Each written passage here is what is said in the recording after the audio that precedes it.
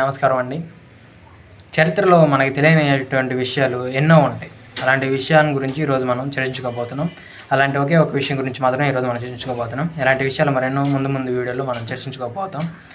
అలానే ఒక రాజ్యం అంటే ఒక రాజ్యం అనకూడదు, ఎందుకంటే ఇప్పుడు రాజాలు లేరు కాబట్టి, ఒక నగరం అనేది చదువుతోనే జీవించింది. అలాగే చదువుతో ముడిపడినటువంటి ఒక నగరం, అది ఒకే ఒక్క దాడితోటి శిథిలమైపోయింది. అలాంటి ఒక్క నగరం గురించి ఈరోజు మనం చర్చించుకోబోతున్నాం. ఆ నగరం ఏంటి ఈ పాటి మీకు తెలిసే ఉన్నది, కానీ దాని గురించి కొంచెం బ్రీఫ్గా డీటెయిల్గా ఎక్స్ప్లెనేషన్ చేసుకుందాం. ఇప్పుడు ప్రపంచాన్ని వెలిగించిన విశ్వవిద్యాలయం ఇప్పుడు ఎందుకు శిథిలంగా మారిపోయిందో మీకు తెలుసుకుందాం పదండి. మనం చర్చించుకోబోయే విషయం ఏమిటంటే నలంద యూనివర్సిటీ. నలంద అనేది ఒక యూనివర్సిటీ కాదు, అది మన నాగరికత. నలంద విశ్వవిద్యాలయాన్ని గుప్త వంశస్థులైనటువంటి కుమారగుప్త I స్థాపించడం జరిగింది. ఇది 5వ శతాబ్దంలో నిర్మించడం జరిగింది. అలానే ఇది ఎక్కడుంది అనే డౌట్ అందరికీ రావచ్చు. ఇది ఇప్పుడు ఉన్నటువంటి రాష్ట్రాల్లో బీహార్ అనే రాష్ట్రంలో ఉంది. ప్రపంచంలోనే మొట్టమొదటి రెసిడెన్షియల్ విశ్వవిద్యాలయం మన నలంద విశ్వవిద్యాలయం. నలంద విశ్వవిద్యాలయంలో 10,000కు పైగా శిష్యులు, అలాగే 2,000 మందికి పైగా గురువులు, అలాగే 9 అంతస్తుల గ్రంథాలయం. పెద్ద గ్రంథాలయం ఏదైనా ఉంది అంటే మన విశ్వవిద్యాలయంలో ధర్మగంజ అనే లైబ్రరీలో 1,00,000కు పైగా పుస్తకాలు, ఎంతో జ్ఞాన సంపద, ఎంతోమంది కూర్చొని చదువుకునే ప్లేసు అందులో ఉండేది.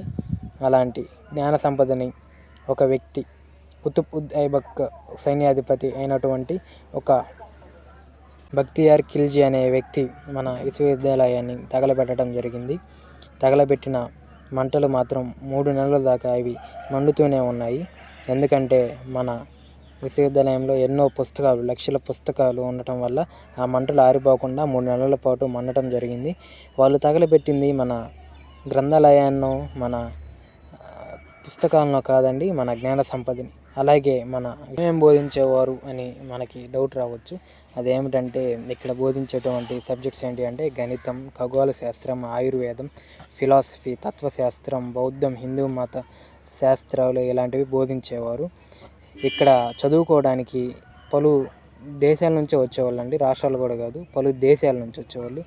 పలు దేశాలంటే చైనా, కొరియా, జపాన్, పర్షియా ఇలాంటి అన్ని దేశాల నుంచి మన యూనివర్సిటీకి చదువుకోవడానికి ఎంతోమంది విద్యార్థులు వచ్చేవాళ్ళు. అలానే ఒక చైనా వ్యక్తి మన విశ్వవిద్యాలయం గురించి చెప్పడం జరిగిందనమాట. దీనికి ఉన్న విశిష్టత కానీ, ఇక్కడ బోధించేటువంటి సబ్జెక్టులు కానీ ఇలాంటివి తను ప్రపంచవ్యాప్తంగా తెలియపరిచాడు. బక్తియార్ ఖిల్జీ దాడి చేసింది మన సంపద మీదే కాదండి, అతను దాడి చేసింది మన జ్ఞాన సంపద మీద. ఇప్పుడు మన నలంద విశ్వవిద్యాలయం అనేది 2016లో యునెస్కో వరల్డ్ హెరిటేజ్ సైట్గా గుర్తించబడింది.